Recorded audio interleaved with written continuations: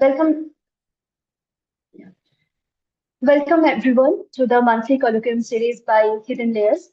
I am Ronita, one of the organizers and also co-founder and CTO at Unsupervised.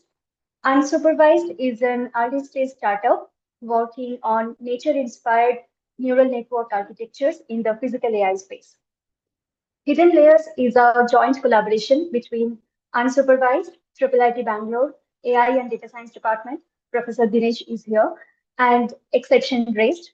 Exception Raised is an incredible community that is helping independent researchers, students, and experimental startups in their early days. It is run by ex-BCG, Tesla, Xerox, Microsoft people, and they are trying to build an alternative innovation ecosystem in India, bridging the gap between academia and industry. So hats off to them. Um, Today we have two amazing speakers, uh, Sai Madhavan and Athar Pandey. Sai will discuss today about Mamba, an alternative architecture to transformers, which is very energy efficient and based on state space models that got a lot of attention in the last year. And next, Athar will uh, talk about the T-Rex paper, which has been recently published, and also an alternative architecture based on XLSTM models and specifically for time series forecasting. Sai is a final year MTech student at IIIT Bangalore in the Computer Science and Engineering department. And Athar is a co-founder and CTO at Cairo City. Cairo City is also a startup and working on building temporal world models for financial institutions. So first we will start with Sai. Yeah, the stage is yours. Thank you, Ranita. Thank you for the introduction. Hi everyone. I am Sai Madhavan, a student, final year student at IIIT Bangalore, pursuing CSE with the integrated MTech program. Uh, I'll just share my screen real quick.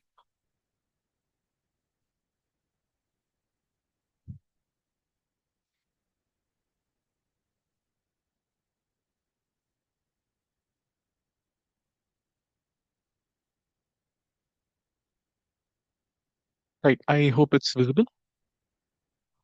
All right.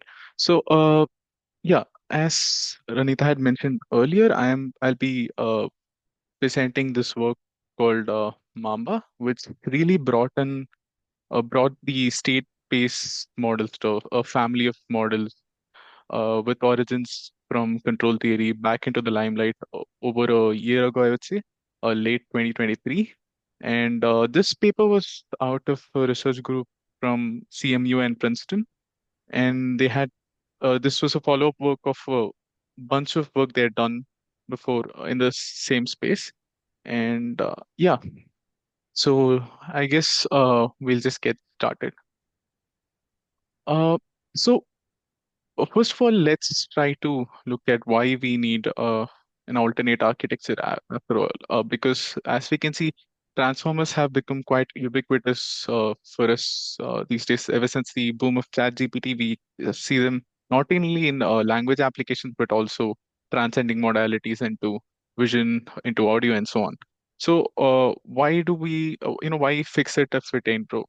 However, one serious challenge that transformers pose is that the attention mechanism actually scales quadratically with the sequence length. And these days, in applications in all modalities, language included, the sequence length is non-trivial. It is up to even 32,000 tokens. And if you think about uh, the implications of the both memory and compute being quadratic over such a large figure, you might understand that maybe this is probably not the most efficient way we could do this. So, I guess, yeah, over the course of this reading group, we'll be exploring a lot more alternatives. And I guess this is just one of them. With the goal being, uh, can we get similar performance in a more efficient way? So, before we get into Mamba itself, let's have a brief primer over what state space models and structured state space models are. So they are dynamic linear systems, and they have origins in control theory. Uh, put it simply, if you look at the equation here, the continuous time for form equation, you can see that the uh, we are basically characterizing the system through its own intrinsic state, which is represented by h of t. We have an input to the system x of t, and then output to the system y of t. So we characterize how the system changes. So the derivative of h of t as a function of h of t and x of t. Both a and b also see are linear operators here. However, this you can see that this is a continuous function, and we would most of our work would be dealing with discretized functions, be it language tokens or even audio, but it'll be sampled at some frequency. So we apply this mathematical trick called as zero order hold method to kind of discretize the system into a more manageable and familiar form. So if you look at the discretized form here, h of t, it depends on the previous state and the current input. This might be a bit of a it looks quite similar to uh, what we had in RNNs, but RNNs had uh, a lot of layers, and then they also had a lot of non-linearities in between.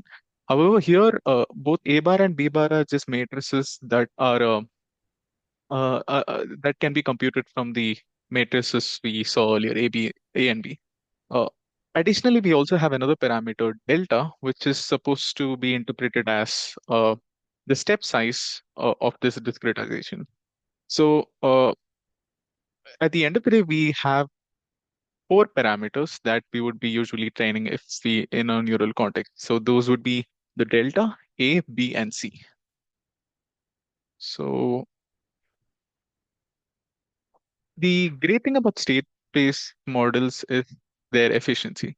So from the equation we saw earlier, you can see how inference is quite efficient here because we only need uh, the hidden state information of the previous time step alone. So this is a constant time compute, and the memory requirements are also not going to be too much. So you just have to track the state of the hidden state throughout the system. Uh, and the good part is that even for training, unlike RNNs where we had this issue of there being, I mean, we would have to sequentially wait for each of the hidden states. We have a much better view here.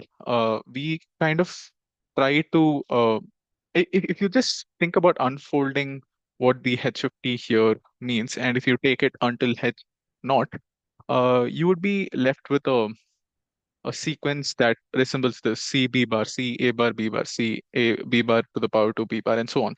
So, and since all of these are values that we do know, all linear matrices, we can pre-compute this as a kernel, and we can apply a convolution operator.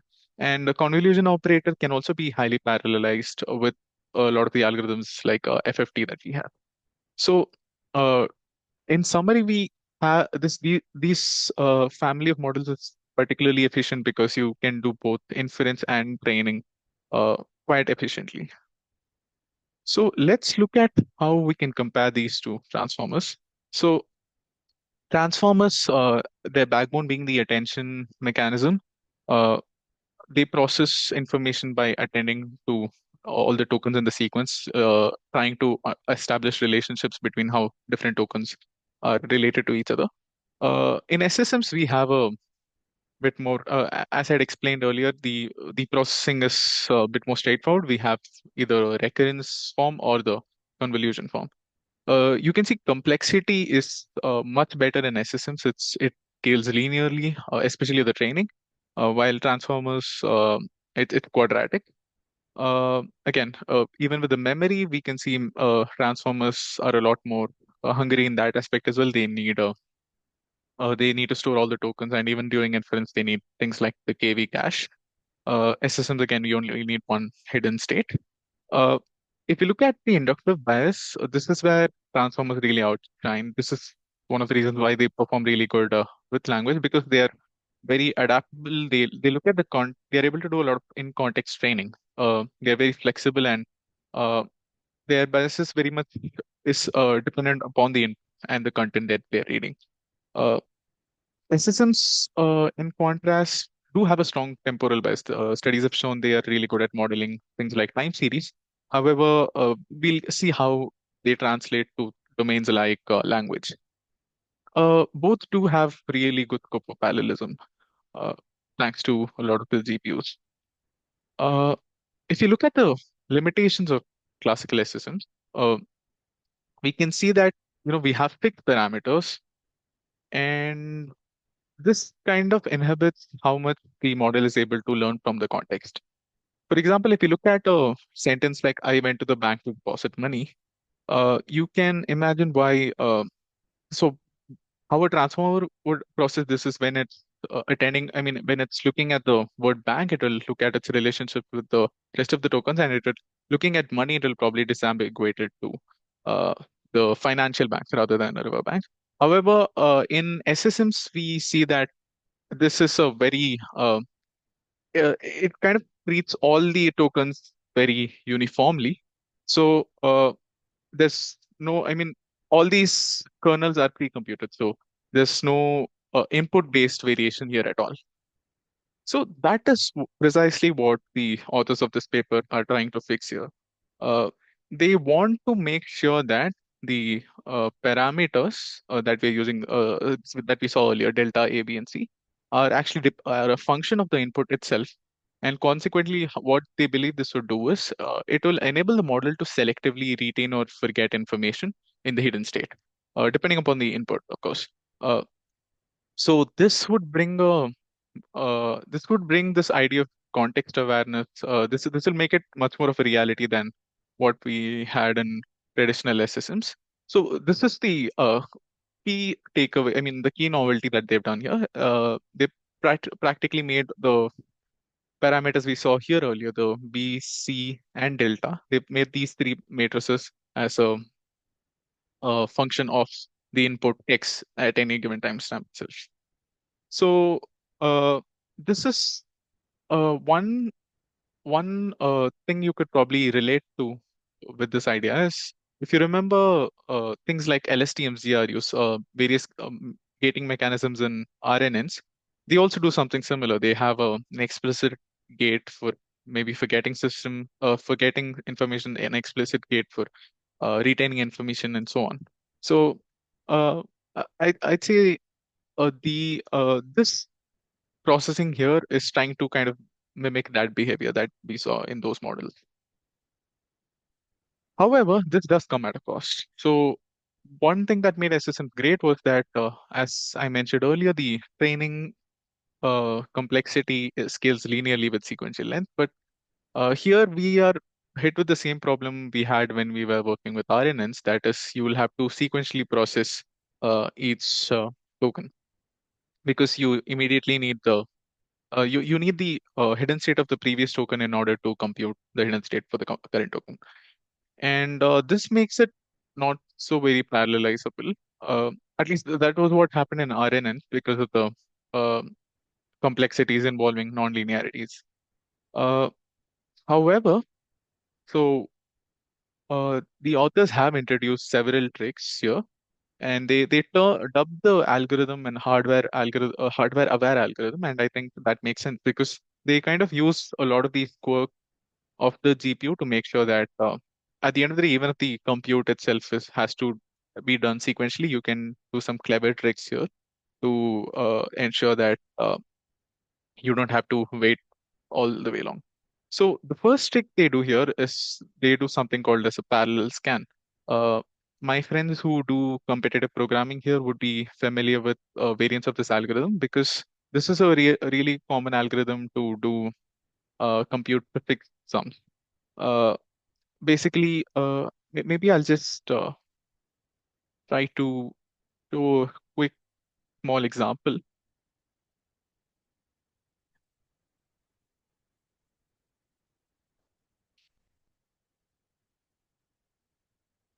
So if you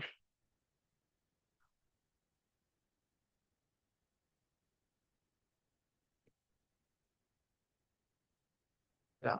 I hope my screen will. Right.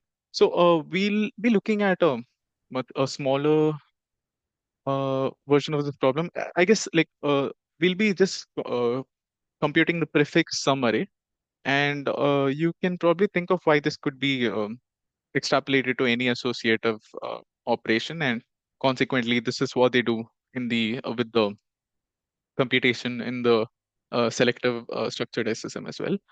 So initially, uh, to, they just take pairs of adjacent uh, elements and then they try to add it up. So you can look at you can see that I'm able to draw. Yeah, they add both of these terms to get 7. They add both of these terms to get 10. They add both of these terms to get 9, and so on. And they build this tree up. Uh, Again, 10 plus 7 is 17. And then you would be using this 17 to compute this 41 here. And finally, you will have 41 plus 38 being 79.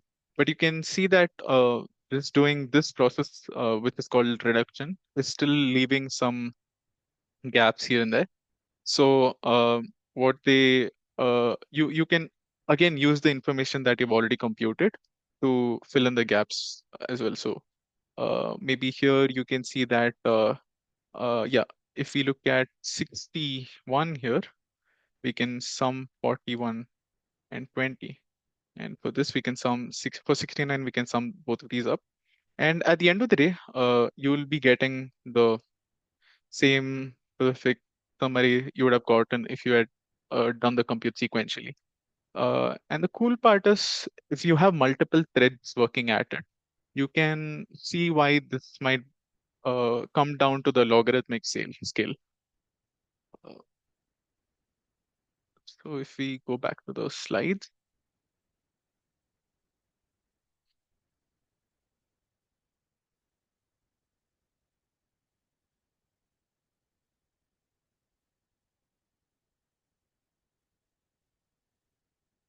yeah. So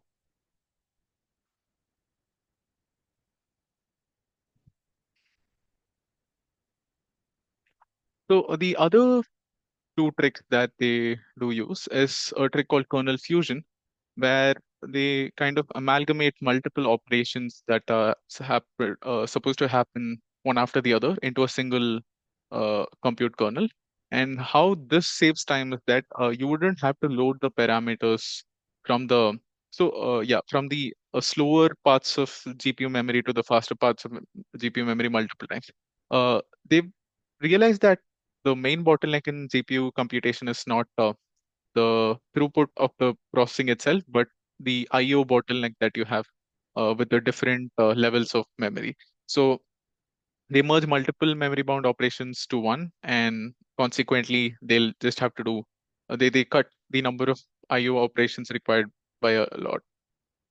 The final trick they used was something called recomputation.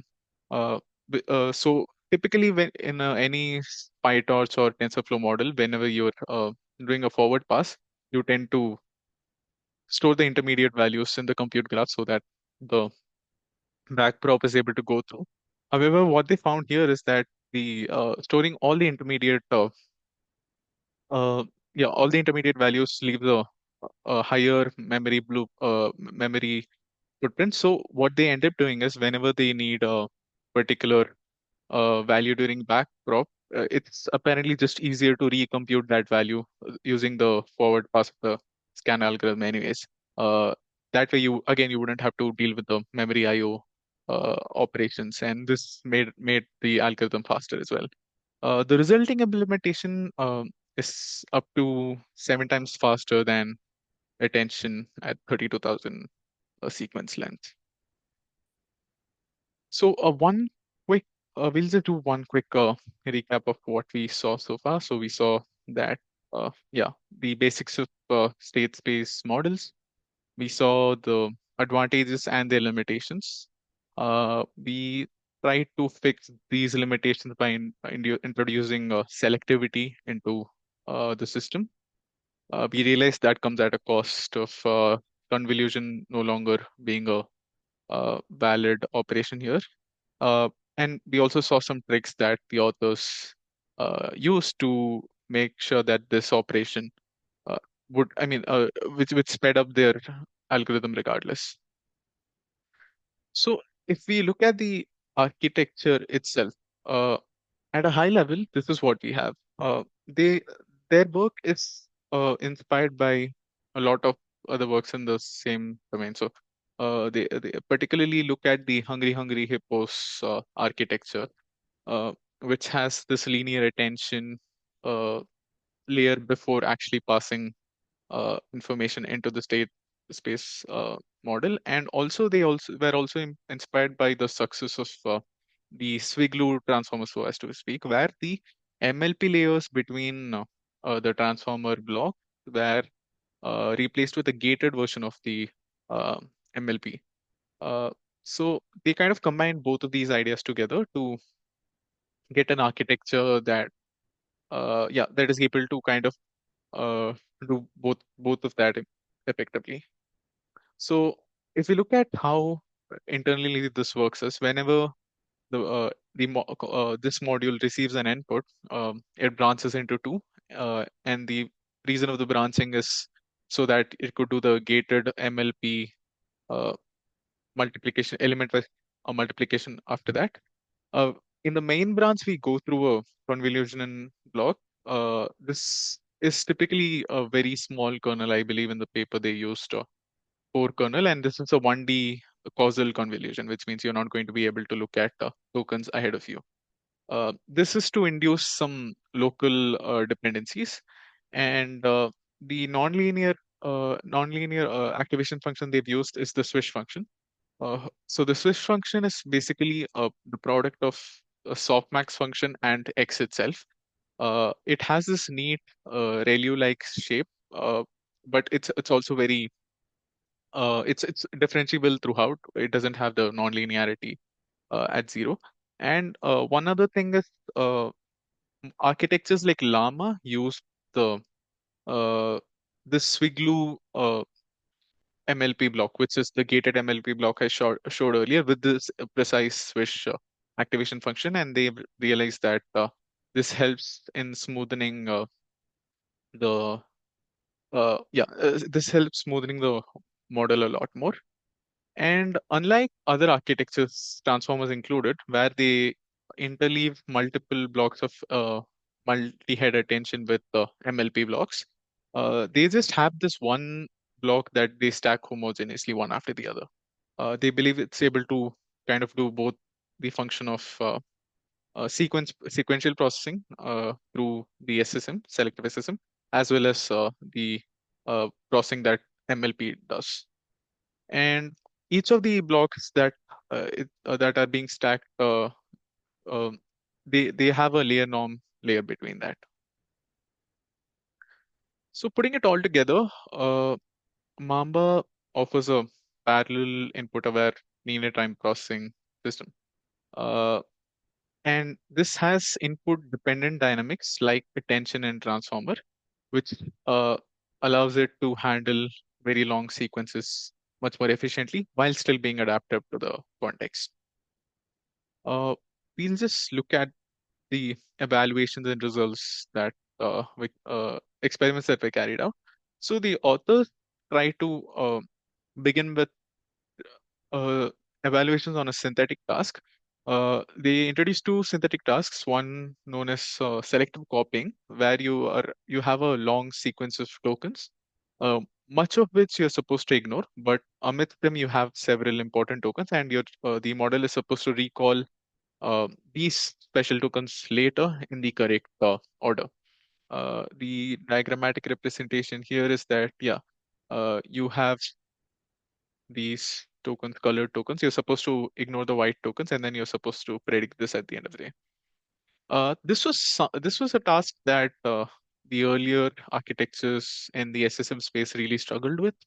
Again, due to the selectivity or the lack of it. So if you look at the table here, you can see across all the architectures, even if they retrofit the S6 module into architectures like uh, the Hyena or H3, they're still able to get Yeah, this is what is able to grant the model to do this operation, because without that, you can see that the accuracy is not that great. The other synthetic task is something called induction heads. Uh, this is basically within the context that the model has seen so far. It tries to predict, given a token, it tries to predict what followed this token somewhere in its context. So here, for example, let's say you have this black token somewhere in the context earlier, and you give it the black token now, and you prompt it. It is supposed to be able to predict the blue token which followed it earlier. And here too, you can see that Mamba kind of is absolutely crushing the competition. Uh, the line is almost 100% throughout in accuracy, and this is the sequence length used here is also really incredible. It's 10 power 6, so it's able to outperform all other architectures in this particular synthetic task. Uh, so moving on, if you look at uh, if you look at language modeling, yeah. So they do um, the typical LLM pre-training with a huge tech data as well, and then here they use perplexity as the measure of how good the model has been trained, and they do this across yeah, throughout different model sizes and different level of compute as well. And they notice that uh, the Mamba architecture outshines a lot of the SSM predecessors, and it's almost able to match the state-of-the-art transformers like Llama of a similar size. So they claim that this is the first work ever that is able to, in the space models ever, that is able to kind of give transformers this kind of a tough competition. And uh, if we look at other modalities such as, I didn't put the exact table here, but even in a lot of the downstream tasks after the pre-training, even there, the performance of Mamba was, it was able to match the best transformers out there, if not straight up overtake them. Uh, if you look at other modalities like genomics, where the sequence length plays a really crucial part, uh, we again see a similar curve with the scaling law, with Mamba outperforming both transformers as well as Hyena. And we can also see that the effect of increasing the number of parameters as well. Uh, and even on a downstream task I think there was a task where you had to uh, classify a given DNA sequence to whether it belonged to five great ape species. Even there, Mamba is able to outperform, uh, the competition. Oh, two more, one more modality that they explored was audio. Specifically, they tried out autoregressive audio generation, and even in this task, even when compared to non-autoregressive models like GANs, it was able to perform much better. And finally, probably the most important part, if it's able to match the performance of transformers, it is also able to be much more efficient than them. So in the chart on the left side, you can see that their implementation of the scan algorithm with all these tricks included is kind of more than 40 minutes faster than the standard PyTorch implementation, and it's even faster than the convolution operation itself. Uh, and if you look at inference throughput, understandably, this is about magnitudes higher than transformers, because again, this is a simple linear time compute here. So this was it for the most part.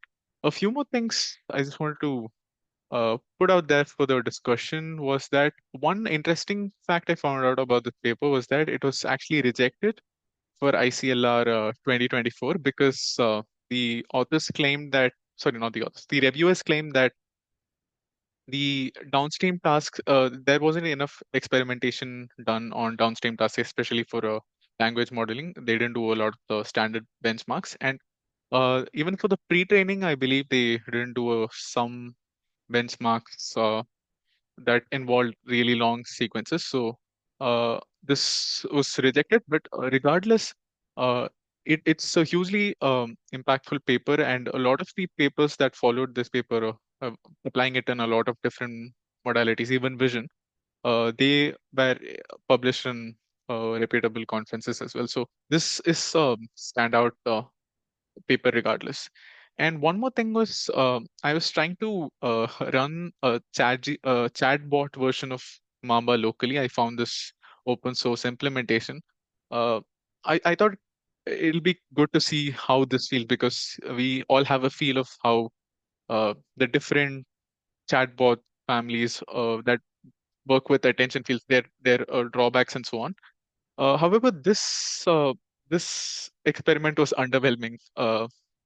Because uh, the I believe the open source implementation had taken the 2.8 billion checkpoint that the authors had provided to the Hugging Face and fine-tuned it on a limited chatbot data set, but then it really wasn't working well at all. When I asked it for queries, it just started repeating the same sequence again and again. And I tried to do this test where I gave it a passage with a lot of facts.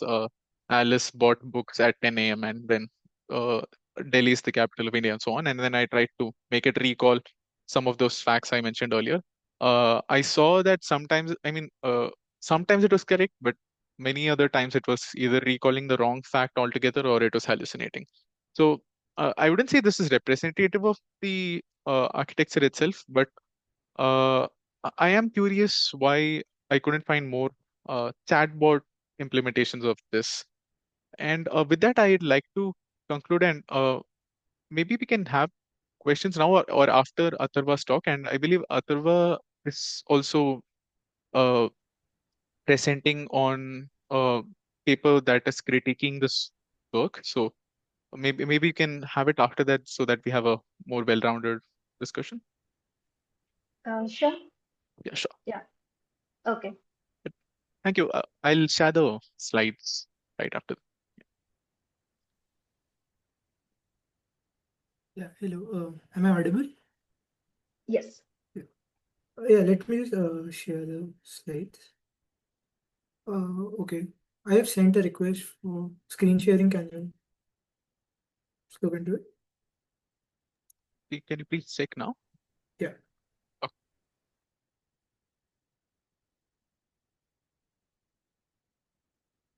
all right. So the paper that I'm going to be covering today is called Illusion of State in SSMs.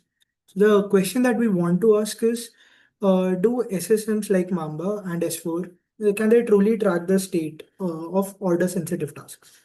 So the motivation for this is basically like state tracking. Just a moment. Yeah. Yeah, so over here, suppose we have code or narratives or chess. For all of these tasks, there are certain kind of state tracking that is required. For example, if you could see a list over here, it's like 00100, and you want to perform a swap operation in Python. Or if you have a narrative where you have a few characters and there are activities happening, so like Alice and Carl are trading coins. When we ask the model for a specific answer or a query, the model should have a internal state representation so that it can retrieve from there. The same goes for chess as well. So it needs to remember the board state. So state tracking is a specific part where the paper critiques SSMs on. So before that, the entire thing is structured as first I give you the problem description, and then I move on to a bit of preliminaries from circuit complexity, and then give you a proof sketch of what the paper has done, and finally with few results and future research that can be done. So the problem description goes something like this. you could define a finite world. So you could think of this as all possible states. It could be a chessboard, or it could be a set of cups, or a on or off light switch. Right. And we have a set of alphabets. So these are basically your primitive actions. So each token A would basically be a function on this state of the world. So for example, over here, I have an example where uh, swap is the particular operation. And if I say swap 1 comma 3, that means you have to swap 1 and 3 cups, and the state of the world changes from S0 to S1. Over here, you could see that the two operations, swap 1 3 and swap 2 1, are applied but in different orders. However, the resulting state is not the same. This means that these are not commutative operations. So in such scenarios, we want our models to be able to accurately track the state and not give you an approximate answer.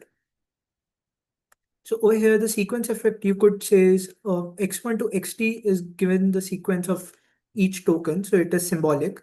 And this would imply that you apply each transformation one after the other to your initial state S0.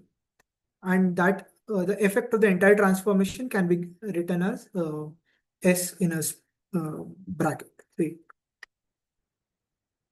So yeah. So in this problem, what we do is we first collect all possible effects that are possible. So over here you have X. So suppose there are two transformations, G and F. So now H composes G and F. So first you apply the function G, and then you apply the function F. And H is an equivalent effect of applying both of these at once. So first, what we do is we create a set of all such operations, and let's call that set M. And there are certain properties that M follows. So M has a do nothing effect, that is like an identity, uh, as well as if effect of A followed by effect of B is another effect in the toolbox, then we call this that it nicely combines, or in terms of algebra, we call it that it is a finite monoid. Monoid. So in the entire thing, what we are trying to do is we are trying to reduce the sequence to one effect. And the problem that is under consideration can be posed as, given a long action list, what is a single effect that it equals to? So why do we do that? Because it provides us with an algebraic structure that is very well studied under circuit complexity theory. So a very basic idea is circuit complexity theory, you try to find like how can we create Boolean circuits, which is DAGs of simple gates like and, or, and not, to map inputs to outputs. So the traditional sense is that we consider a family and not just one circuit. So it's one circuit per input size. So over here my input has 3 bits, but if the number of bits increase, the Cn, the n parameter actually increases, so it becomes C3. And what we are looking is trying to derive certain properties of this. So a key measure is the depth, which is the longest path from the input to the output. The size is equivalent to the number of gates that we used, and fan for each gate can be defined as the inputs or the in degree of the number of gates. So there are two specific complexity classes that the paper deals with. One is called TC0 and the other is called NC1. So TC0, these are all based on the same key measures that we saw in the previous slide, which is gates, fans, depth, size. And over here, you could see that the gates are and or not and a threshold gate. A threshold gate is basically if you have an artificial neuron and you threshold it. And if the value is above the threshold, you call it 1. Or if it's below the threshold, you call it 0. In case of NC1, we don't use the threshold gate. At least that's how it is defined. Um, the fan-in for TC0 is unbounded. So you could think of it as I'm applying AND to multiple inputs. So if I have like 10 input bits, I apply AND to all of them at once. So the gate, yeah, that gate can accept multiple or unbounded number of inputs. In case of NC1, it's just two. So you just take inputs that has the parity to the functions that have the parity to. sorry, array T2. Yeah. In case of TC0, the depth, that is the from input to output, the longest path is constant or is of O of 1. Whereas in NC1, it depends on the size of your input. So it's a O of log n. And the size, that is the number of gates that you use, those are both in polynomial in n. Now, the problems that these complexity classes have are like addition, majority, comparison, integer multiplication. These are all TC0 problems. Whereas if you want to evaluate parenthesis or you want to evaluate a formula, which are the things that most of our programs do, those lie in NC1. So when you want to compose multiple operations, just like we saw in state tracking. So that's where they have code, entities, chess, and S5 is just permutation with 5 inputs. So over here, you could see that there's a widely held conjecture that TC0 is not equal to NC1. So this has not been proved yet, hence it's a conjecture. But yeah, we assume it similarly how we assume P is not equal to NP. Okay. So um, let's move on to what kind of proof does the paper give.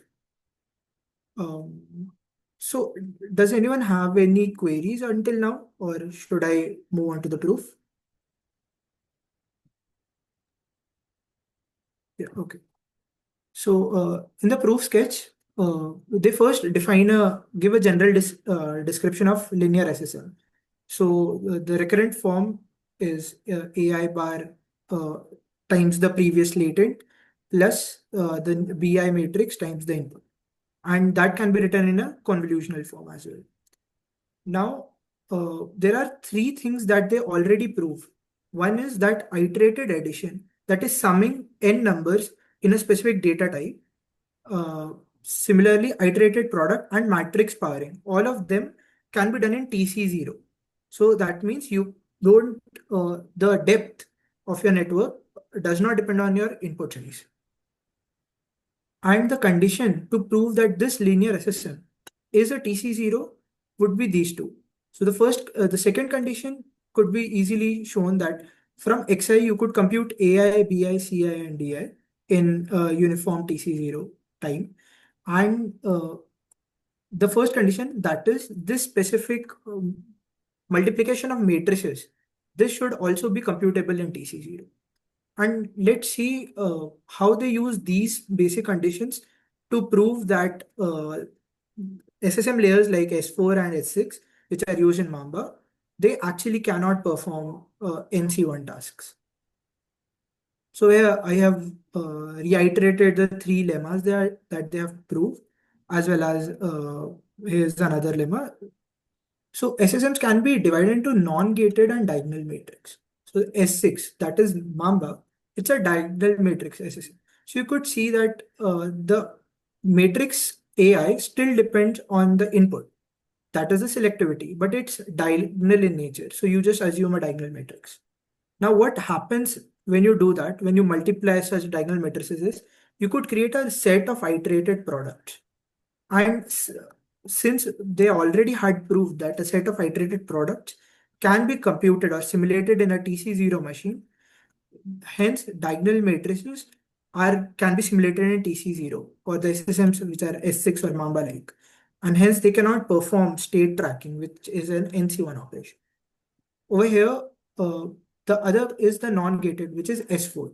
Now S4 assumes that all matrices are the same irrespective of the input. And in this specific case, if you multiply all of these AIs, so it is equivalent to raising A to the power of the upper limit minus the lower limit, which is K minus J. And that is basically matrix powering. And computing the nth power of a fixed size D cross D matrix, even that is a TC0. So this is the proof sketch through which they show that these current S4 and S6 SSMs cannot perform state tracking, which is very essential. So, but they have also proposed few solutions, right? So one is adding a non-linearity, so that effectively converts SSMs into recurrent neural networks. Now, there have been proofs from long back that constructions, like there have been constructions that can show that RNNs can simulate automatas and hence it can track states. So adding a nonlinearity after an SSM layer, the way Mamba does, is not actually equivalent to adding nonlinearity between two states. But the problem with this is it is hard to parallelize because it has effectively become an RNN. The other possibility is input dependent transition matrices, but now the matrices are not just diagonal, these are general matrices. These can be solved using the same parallel scan algorithms, and these can be parallelized. And they show that when we have these input dependent matrices, they cannot be computed in TC0. So in this particular one, the diagonal matrix part of the proof, this no more is valid because it does not give you an iterated product. But then this was a theoretical proof until now. So they put it to practice. So they took Mamba, they took input dependent transition matrices model, RNN, and then S4, and then they trained as well as a transformer, and then trained on three kinds of tasks. So two of the tasks were of TC0 complexity, and one of them was NC1 complexity. What we could see is in TC0, except for Mamba, all of the others did not actually need to increase the number of depth or number of layers that we need for doing a very simple task. If you could see, the RNNs actually just required one depth, right? And RNN, that property persists. So in NC0, you don't need to increase the depth of RNN beyond one, and it could still perform, like it could still learn it getting greater than 90% validation accuracy. Whereas in case of Mamba, transformers, IDS4, all of these cases, the number of layers monotonically increases as the sequence length increases. And these were few of the empirical results. Yeah. So coming to, so the IDS4 part also does not need you to increase the number of layers. So that is the second solution that they had proposed. So the future directions, there have been certain papers like there's a paper by Google called Titans. There is another paper which is liquid SSMs. That is essentially the IDS4 paper. And there's XLSTMs by Next AI group. And what they do is have uh, they make LSTMs into a linear time inference machine. So yeah, these are few things that these work on. So yeah, that was the presentation.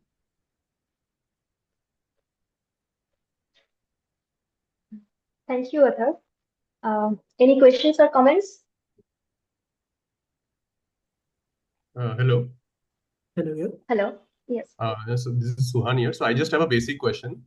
So so Sai, if let's say if I wanted to try one of these models for some downstream task, so like are there any like good like there are like pre-trained models available? Maybe I can download and try one of these on some task. What do you think? Yeah, so I think there are several variants of the original Mamba model pre-trained on a large large amount of text. It's available on Hugging Face. I can share the links after this. Okay. And there are only like vision and text like language versions, or are there multimodal models also that maybe I can? So I think the original authors only experimented with three modalities: language, genomics, and audio. I believe the language version is out there. I'm not too sure if the other two modalities are out there. There have been follow-up work by other groups trying to apply this for vision. I'm not too sure about whether they are open source or open weight. Uh, yeah.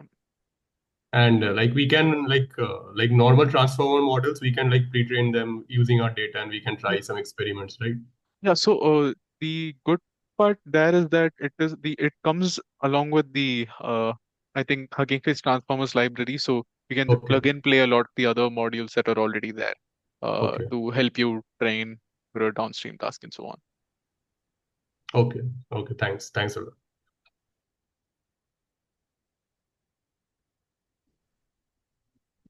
Any other question? So thank you, Sai Madhavan and Atharva. It was great listening to both of you. Yeah. I have one question to Sai Madhavan. In the Mamba paper, do they also talk about training time? For example, for the same language tasks. So you talked about the inference time differences between Mamba, Transformer, and stuff, right? So is there also a notion of the training time differences? Maybe you So mentioned it. yeah, so the according to the scaling laws itself, yeah, if you're just talking time in terms of number of floating point operations per second, they do have metrics in the original paper itself. Uh, I'll have to take another look at the appending to see if they've explicitly stated how long it took to. But in principle, the training should, yeah, after all their improvements, the training is almost similar to near linear time. So I think that should have been considerably faster than training a normal transformer too. I can check the appendix once again and I'll let you. Sure, sure. Yeah. Thank you. Thank you. And maybe to Athar as well, quick question. So, based on your, we say, your analysis, where you have these TC0 and NC1 type of tasks, I mean, is there any implication on, say, just the language modeling task itself, or is there? Yeah. Mhm. So for language modeling, again, Sai mentioned that he tried a chatbot and he was able to get these hallucinated outputs. That could be a result of state tracking. So the model has to inherently generate an internal world state where it could like keep track of what interactions had occurred in the narrative. And then you could, when you ask it questions on that, it could answer. But over here, since we see that these models cannot scale because they are not doing chain of thought per se, right? So currently they won't be scaling to that. But yeah, once you have that reasoning component, so there was this another paper by the same group. So first they released the same similar analysis on transformers, and in that they showed that even transformers cannot perform a certain complexities of tasks. But then the later paper showed that with chain of thought, they don't just predict it in the token, but they carry forward information using their token in the next iteration, so that eventually they could create these sub goals and then solve the task.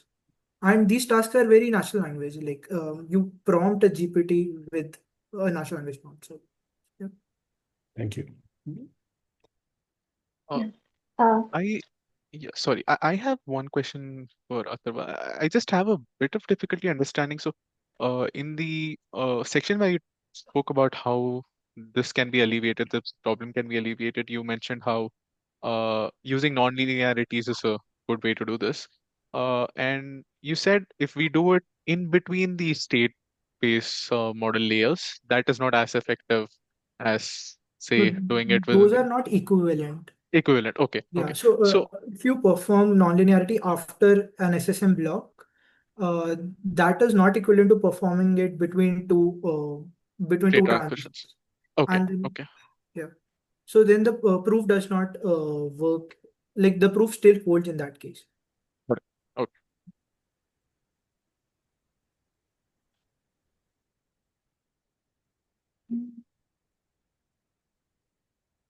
do you have any other questions, comments, anything?